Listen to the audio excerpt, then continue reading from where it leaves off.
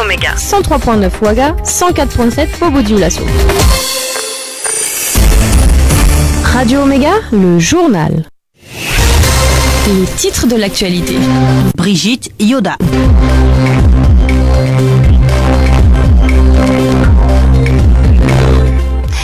Madame, Monsieur, bonsoir. Au Sénégal, Macky Sall réélu pour un second mandat dès le premier tour. Selon les résultats officiels provisoires, le président sortant a obtenu plus de 58% des votes.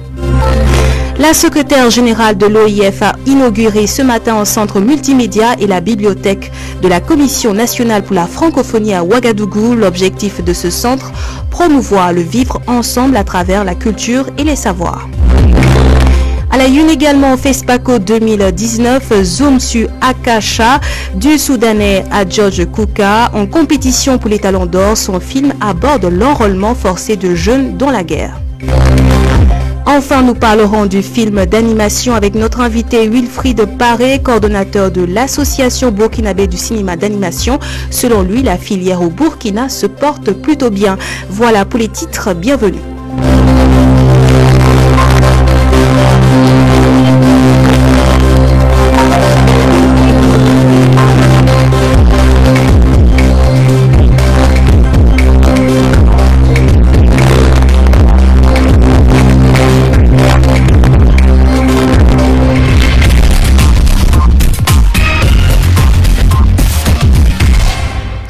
Nous débutons ce journal par l'actualité internationale. Macky Sall donné vainqueur de l'élection présidentielle sénégalaise du 24 février avec 58,27% des votes selon les résultats officiels provisoires.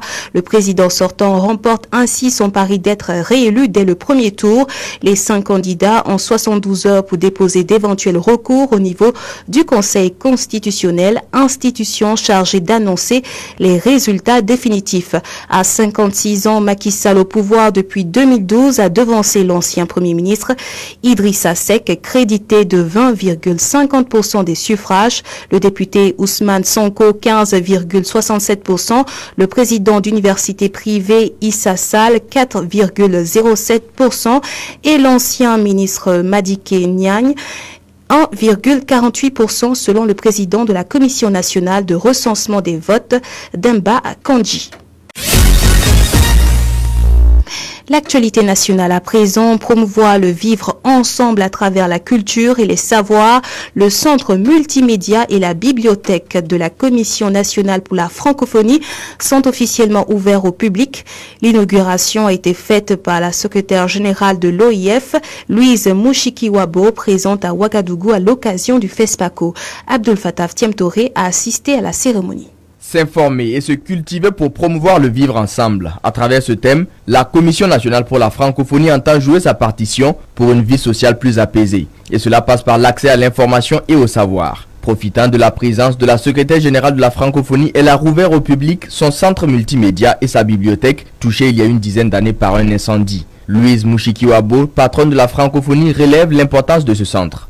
Ce centre revêt un intérêt particulier parce que ce centre se situe à l'intersection de plusieurs objectifs de la francophonie, à savoir l'éducation, la connaissance de l'autre, le vivre ensemble et le numérique. Le ministre des Affaires étrangères, Alpha Badi, se dit honoré de la présence de Louise Mushikiwabo. Nous sommes très honorés que sa première visite se déroule au Burkina Faso et nous avons saisi donc cette occasion pour inaugurer ce centre qui va aider les jeunes à faire des recherches, à être connectés au monde, à aller plus loin à partir de ce qu'ils apprennent donc à l'école.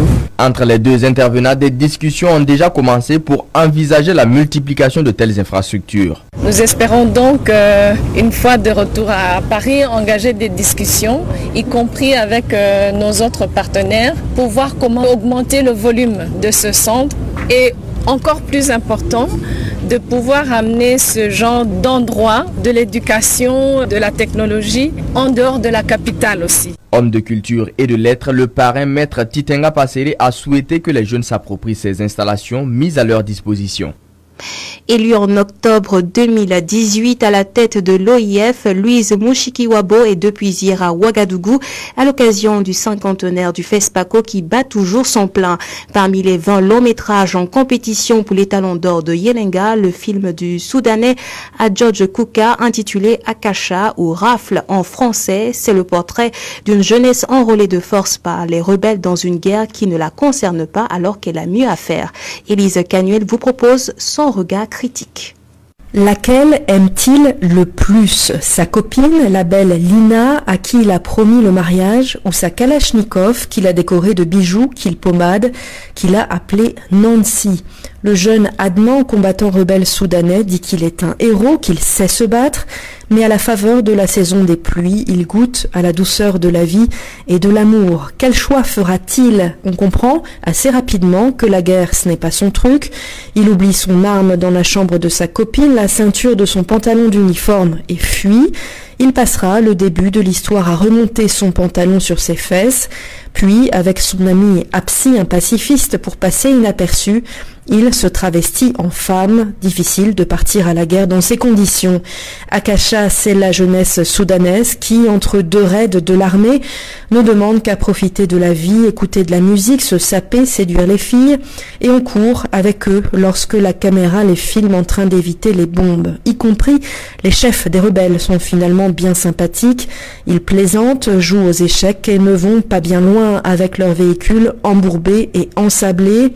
Ils finissent par faire la fête durant un mariage. L'un danse avec une femme, l'autre porte en bandoulière en guise d'arme un instrument de musique. Après une expérience mystique au fond d'une grotte qui lui fait voir la beauté du monde, Adnan cherche à reconquérir le cœur de Lina la Belle, jalouse de Nancy la Kalachnikov. Pas d'image de mort, pas de sang dans ce film. On sort de la salle avec des couleurs plein les yeux, celles des pagnes, des bijoux de Lina, les mélodies d'Apsi en tête, et dans la bouche le goût du thé que les personnages aiment très sucré. Je ne comprends rien à cette guerre, s'exclamera finalement Adnan, et on souhaite avec lui que cette guerre cesse. Akasha du Soudanais Adjodj Kuka a été projeté ce soir à 16h au Ciné Burkina. Il repasse demain, vendredi à 16h au cinéma Canal Olympia à Ouaga 2000. FESPACO toujours, ce festival à ses débuts n'était pas uniquement l'affaire des hommes de cinéma. Des politiques comme le président Sangoulé Lamizana ont joué un rôle déterminant dans son implantation et son rayonnement. Ousmane Paré vous propose son portrait. Sans lui, on ne parlerait peut-être pas de FESPACO. Et lui, c'est le général Sangoulé Lamizana, président de la Haute-Volta de 1966 à 1980. Lui et son ministre des Finances, Timoko Marc Garango, à travers une politique dont eux seuls avaient le secret, ont contribué à l'implantation et au rayonnement du festival. La nationalisation des salles de ciné par son régime quelques mois seulement avant la deuxième édition de ce qu'on appelle aujourd'hui le FESPACO, en raison d'une augmentation unilatérale de 25% des droits d'accès aux salles par les exploitants français d'alors, sera un véritable catalyseur pour le festival. Né le 31 janvier 1916 à Dianra, dans le Sourou, Sangoulé Lamizana fit ses études de primaire en Haute-Volta et les études de primaire supérieure au Sénégal avant de rejoindre l'école des officiers africains à Saint-Louis, toujours au Sénégal. Le 10 janvier 1936, il est mobilisé de force dans l'armée française et va à ce titre combattre aux côtés de l'ancienne puissance coloniale en Indochine et en Algérie. Après l'accession de la Haute-Volta à l'indépendance, il est appelé à créer l'armée nationale avec d'autres officiers. Le 1er novembre 1961, il est nommé chef d'état-major général des forces armées. Le général Sangoulé Lamizana est décédé le 26 mai 2005. Suite de l'actualité nationale, le cadre sectoriel de dialogue gouvernance économique a tenu ce jeudi sa première session ordinaire de l'année 2019, présidée par le ministre de l'économie et des finances. La cérémonie de lancement des travaux a réuni les différentes composantes de ce cadre. Le ministre Lassane Kaboré est au micro d'Elvis Nadou. Le cadre sectoriel de dialogue sur la gouvernance économique comprend un certain nombre de ministères qui sont titulaires, dans le ministère des Finances. Et à ce titre, donc, nous nous retrouvons au cours de l'année 2 fois. Donc cette session donc, vise à examiner nos performances au cours de l'année 2018, mais aussi à examiner les perspectives pour 2019 et 2022. Pour les performances de 2018, il faut dire d'abord que d'une manière globale, nous avons constaté, noté que pour 2018, nous avons un taux d'exécution physique de 85%. Ce qui n'a pas pu permettre d'atteindre 100%, c'est peut-être quelques éléments. Vous savez que nous avions prévu de faire le recensement général de la population. Ce n'est pas parce que techniquement on n'était pas prêt, mais la situation sécuritaire faisait qu'on ne pouvait pas déployer toutes les équipes sur le terrain pour faire ce recensement. Donc ce recensement va être réalisé en 2019. Et le syndicat national des travailleurs des douanes tient son conseil syndical de ce jeudi 28 février au 1er mars à Ouagadougou. La cérémonie d'ouverture a eu lieu ce matin. L'ordre du jour porte sur 3 points. Mathias Kadiogo, secrétaire général du Sinatrad, est au micro de Fabiola Ouedraogo et Djeneba Traoré. Le président conseil va nous permettre de faire le tour d'horizon des questions de sécurité qui minent de manière générale notre pays, mais aussi qui affectent l'administration des douanes. Depuis le 1er septembre 2016, l'administration des douanes a payé beaucoup dans le cadre du terrorisme, avec les pertes en vie humaine et les blessés graves.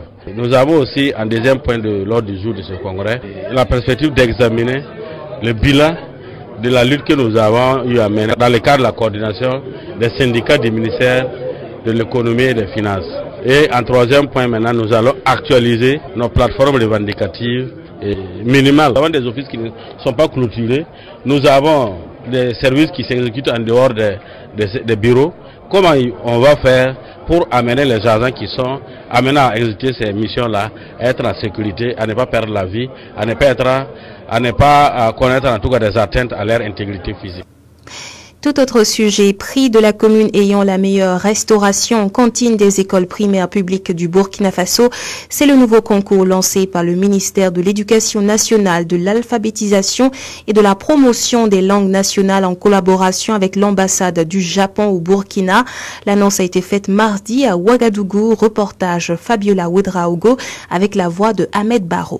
L'objectif de ce concours est de stimuler les collectivités locales à mieux s'investir pour un meilleur rendement scolaire à travers la promotion des denrées alimentaires locales, selon le ministre de l'Éducation nationale et de la promotion des langues Stanislas Ouaro. Est-ce que dans le cadre du contrôle que nous faisons au niveau des communes, est-ce que les qualités en termes par exemple d'huile enrichie en vitamine A, etc., est-ce que c'est respecté? Est-ce que ce sont des vivres de qualité certifiés donc par les équipes techniques que nous recrutons pour vérifier? Et est-ce que après cela, ça arrive dans les écoles à temps? Comment c'est géré au niveau des écoles, l'implication réelle des communes? Cette première édition bénéficie de l'appui technique et financier de la coopération japonaise. Tamotsu Ikezaki, ambassadeur du Japon au Burkina. 1 million de CFA pour le prix. Et nous contribuons à travers de la coopération économique et technique pour encourager les écoliers. Le concours a été lancé dans 41 provinces, parmi lesquelles 20 ont été présélectionnées. Seulement 5 des 20 communes présélectionnées seront retenues et récompensées aussi bien en nature qu'en espèces le 5 mars prochain, a précisé le ministre Ouaro. Autre concours, Miss Université 2019, le comité d'organisation a tenu une conférence de presse pour faire le point de l'organisation de la 17e édition. Honoré Bambara, le promoteur de l'événement, promet une belle soirée demain à tous ceux qui feront le déplacement. Il a dit mercredi à Ouagadougou. Fabiola Ouedraogo y était. Suivez son reportage avec la voix d'Astrid Nikema. Placée sous le thème Paix et cohésion nationale, la 17e édition de Miss Université se tiendra ce vendredi 1er mars à la salle des fêtes de Ouaga 2000. Prestations d'artistes locaux, défilé de mode et bien sûr le défilé des Miss retenues pour cette finale, c'est là le déroulé de la soirée. 20 filles de Ouagadougou, Bobo Dioulasso, Ouayouria, Koudougou et Kaya sont dans la course pour une couronne dont la valeur est estimée à environ 218 000 francs CFA. Elles défileront dans 5 tenues. Honoré Bambara, promoteur de Miss Université. Les filles vont passer d'abord dans une robe classe pour la présentation générale des candidats. À la suite de cette présentation générale, les filles vont défiler dans la tenue de jeunes filles. Après, les filles vont passer en tenue traditionnelle et finir pour le premier tour. Au niveau du deuxième tour, les filles vont défiler avec une mini-robe, les 10 finalistes. Et à la suite de cette mini-robe, elles vont défiler dans la robe de soirée où elles seront couronnées. Seront primées la Miss retenue par les membres de jury, La Miss du public sélectionnée parmi les 3 filles bénéficiant du plus grand nombre de SMS est la fille ayant la plus belle tenue traditionnelle, Honoré Bambara. La Miss Université gagne 3 millions de francs CFA avec une moto Yamaha. La Miss publique qui est votée par SMS gagne 1 million. Et aussi le ministère de la Culture a bien voulu gratifier une fille qui va mieux valoriser la tenue traditionnelle burkinabé avec la somme de 500 000 francs. Le billet d'entrée pour le concours Miss Université coûte 25 000 francs CFA. Merci à Astrid Nikema. C'est ici que prend fin ce journal. À la mise en onde, Ilyassa Ouedraogo. Merci de votre aimable attention. Surtout restez connectés. L'info se poursuit sur les www.omegabf.net, la page Facebook et Twitter Omega FM officiel. Dans un instant, la suite d'Omega Soir, à suivre le sport et l'invité de la rédaction.